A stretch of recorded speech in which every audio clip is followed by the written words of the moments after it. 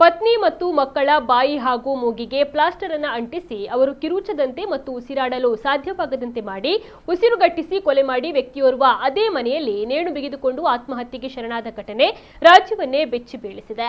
40 ವರ್ಷ ಪ್ರಾಯದ ಹರೀಶ್ ಎಂಬಾತನೇ ಈ ಕೃತ್ಯ ಎಸಗಿದ ವ್ಯಕ್ತಿ. ಹರೀಶ್ ತನ್ನ ಪತ್ನಿ 36 ವರ್ಷ ಪ್ರಾಯದ ನಿಶ್ಚಿತ, ಮಕ್ಕಳಾದ 13 ವರ್ಷ ಪ್ರಾಯದ ನೆಕ್ಸಾ ಮತ್ತು 6 ವರ್ಷ ಪ್ರಾಯದ ರಕ್ಷಾ ಎಂಬವರನ್ನ ಕೊಲೆ ಮಾಡಿ ತಾನೂ ಕೂಡ ನೇಣಿಗೆ ಶರಣಾಗಿದ್ದಾನೆ. ಈ ಘಟನೆ ಮೈಸೂರಿನಲ್ಲಿ ನಡೆದಿದ್ದು ಕೌಟುಂಬಿಕ ಕಲಹ, ಆರ್ಥಿಕ ಸಂಕಷ್ಟದಿಂದ ಕೃತ್ಯ ಎಸಗಿರಬಹುದು ಅನ್ನುವಂತಹ ಶಂಕೆ ವ್ಯಕ್ತವಾಗಿದೆ. ಹರೀಶ್ ಈ ಕೃತ್ಯ ಎಸಗುವ ಮುನ್ನ ವ್ಯವಸ್ಥಿತವಾಗಿ ಸ್ಕೆಚ್ ಹಾಕಿದ ಎಂಬುದು ಮೇಲ್ನೋಟಕ್ಕೆ ತಿಳಿದು ಬಂದಿದೆ.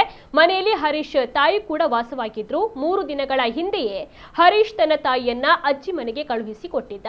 ಮನೆಯಲ್ಲಿ ತಾಯಿ ಇಲ್ಲದ ಸಮಯ ನೋಡಿಕೊಂಡು ಈ ಘೋರವಾದ ಕೃತ್ಯವನ್ನ ಎಸಗಿದ್ದಾನೆ. ಮನೆಯ ಮೊದಲ ಮಹಡಿಯ ಕೊಠಡಿಯಲ್ಲಿ ಈ ಮೂವರ ಮೃತದೇಹಗಳು ಪತ್ತೆಯಾಗಿವೆ. ಕುಟುಂಬಸ್ಥರನ್ನ ಕೊಂದ ಬಳಿಕ ಹರೀಶ್ ಕೂಡ ಅದೇ ಮನೆಯಲ್ಲಿ ನೇಣು ಬಿಗಿದುಕೊಂಡು ಆತ್ಮಹತ್ಯೆ ಮಾಡಿಕೊಂಡಿದ್ದಾನೆ.